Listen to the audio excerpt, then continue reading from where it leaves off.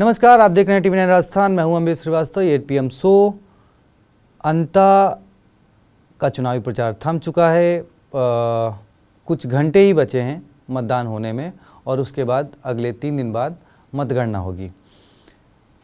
इस बार अंता का चुनाव कांग्रेस बीजेपी के लिए साख की लड़ाई थी और इसलिए आपने देखा भी कि किस तरीके से बीजेपी के कई कद्दावर नेता, पूर्व मुख्यमंत्री वसुंधरा राजे जो अक्सर सभाओं से दूर रहती हैं, रैलियों से दूर रहती हैं, वो तक एक बार नहीं 2-2 बार उनको प्रचार में वो शामिल हुई। बाकी पूरी टीम जिस तरीके से लगी रही, अब सरकार है तो पूरी टीम जिस तरीके से लगी वो आपने देखा।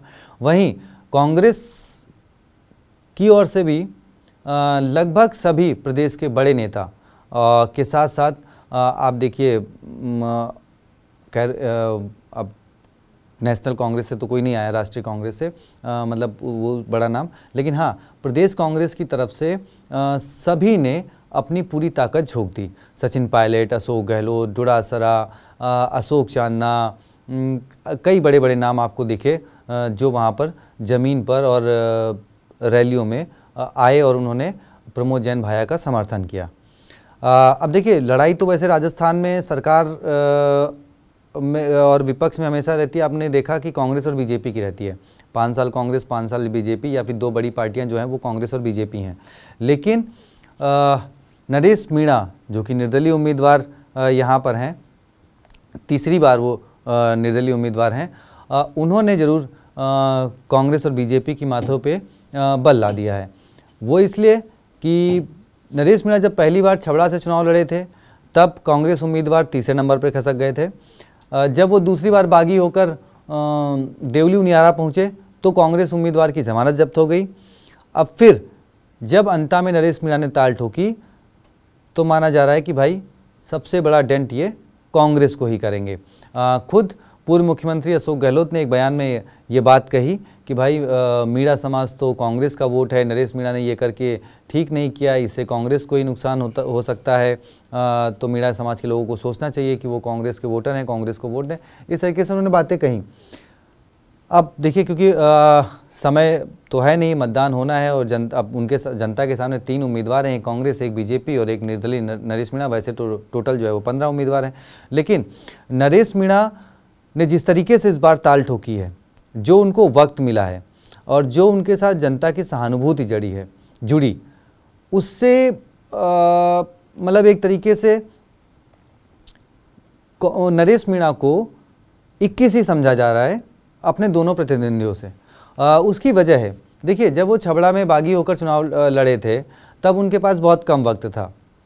बागी हुए, चुनाव लड़े, कांग्रेस का ठप्पा था, दूसरे नंबर पर रहे। जब वो देवली उनियारा गए तब भी उनके साथ वही हुआ कि वो उनको 12 या 13 दिन का 14 दिन का टाइम मिला और वो एक कनेक्ट जनता के साथ नहीं कर पाए।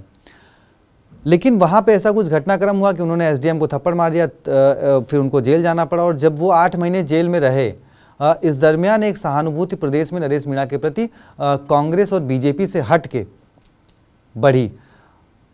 उसके साथ साथ जब वो जेल से बाहर आए और झालावाड़ मुद्दा हुआ, स्कूल में बच्चों की मौत हुई, तो उन बच्चों के परिजनों के मुआवजे के लिए वो बैठ गए।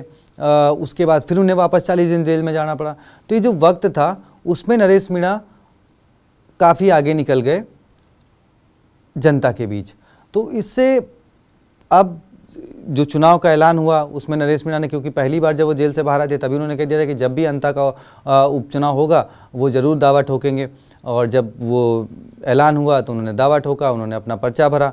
तो इस बार नरेश मीणा के पास एक पर्याप्त समय था और जिस तरीके से अपने अंतिम मौके पर वो हनुमान बेनीवाल को अपने मंच पर ले आए, उनको बाकायदा उन्होंने हेलीकॉप्टर से बुलवाया, तो वो जो पूरा एक लास्ट मोमेंट पे कैश करने वाली बात थी, वो नरेश मीणा कहीं ना कहीं अपने दोनों प्रतिद्वंदियों से भारी पड़ते हुए दिखाई दिए। उधर वसुंधरा राजे ने भी जी जान ठोकी, इधर सचिन पायलट ने भी ठोकी, लेकिन नरेश मीणा खुद तो अकेले लड़े थे, लेकिन लास्ट मोमेंट में जिस तरीके से हनुमान बेनीवाल आए तो उससे जो है नरेश मीणा का पलड़ा ज़्यादा भारी होता हुआ दिख रहा है। अब देखिए, अंतोगत्ता होगा क्या कि भले ही आरएलपी का कोई एक सदस्य अभी विधानसभा में नहीं है, लेकिन नरेश मीणा क्योंकि निर्दलीय हैं, नरेश मीणा के जरिए अब विधानसभा के अंदर भी हनुमान बेनीवाल अपनी बातें रख सकते हैं। क्योंकि आपने देखा होगा पिछले 2 साल में जिस तरीके से हनुमान बेनीवाल आप कह सकते हैं कि राजस्थान में इकलौते वो नेता हैं जो विपक्ष की भूमिका दिखाते हुए आपको सड़कों पर दिखाई दे रहे होंगे। जनता की मांगों को लेकर वो धरने पर बैठते हुए आपको दिखाई दे रहे होंगे, चाहे वो बारिश हो, चाहे वो धूप हो, चाहे वो ठंड हो, तो वो और बैठते हैं और साथ में उसका कंपनसेशन भी मिलता है। ऐसा नहीं कि वो आए बैठे और फिर उसका एक कोई नतीजा नहीं निकला। वो बैठते हैं, जब धरना देते हैं तो लोग सुनते हैं और फिर उसका नतीजा भी निकलता है। तो भले ही हनुमान बेनीवाल के पास विधानसभा में कोई सदस्य नहीं है, लेकिन सड़कों पर वो अपनी ताकत दिखाने में कोई कोर कसर नहीं छोड़ते हैं। अब नरेश मीणा अगर जीतते हैं तो इससे क्या हनुमान बेनीवाल 2028 के लिए अपनी दावेदारी जिस तरीके से वो कहते हैं कि हाँ मैं तीसरे मोर्चे के साथ 2028 में मैदान में उतरूंगा और कांग्रेस बीजेपी दोनों को झटका दूंगा। देखिए अब क्योंकि नरेश मीणा अगर विधायक बन जाते हैं, हनुमान बेनीवाल इधर हैं, उधर रविंद्र सिंह भाटी भी माना जाए, वो भी क्योंकि बीजेपी से बागी होकर चुनाव लड़े थे, राजकुमार राउत, तो अगर ये सब लोग साथ आते हैं तो क्या 28 में कुछ बड़ा परिवर्तन संभव है और क्या हनुमान बेनीवाल अब उस ओर बढ़ चले हैं। बहुत सारी चीज़ें हैं, लेकिन ये सब कुछ पे चर्चा अगर 14 तारीख के बाद की जाएगी तो बेहतर रहेगा, क्योंकि जब नतीजे आएंगे और तय हो जाएगा कि भाई अंता की जनता ने किसे अपना विधायक चुना है, उसके बाद इस पे ज़रा डिटेल से बात करेंगे। फ़िलहाल आपकी क्या राय है, कौन जीतना चाहिए?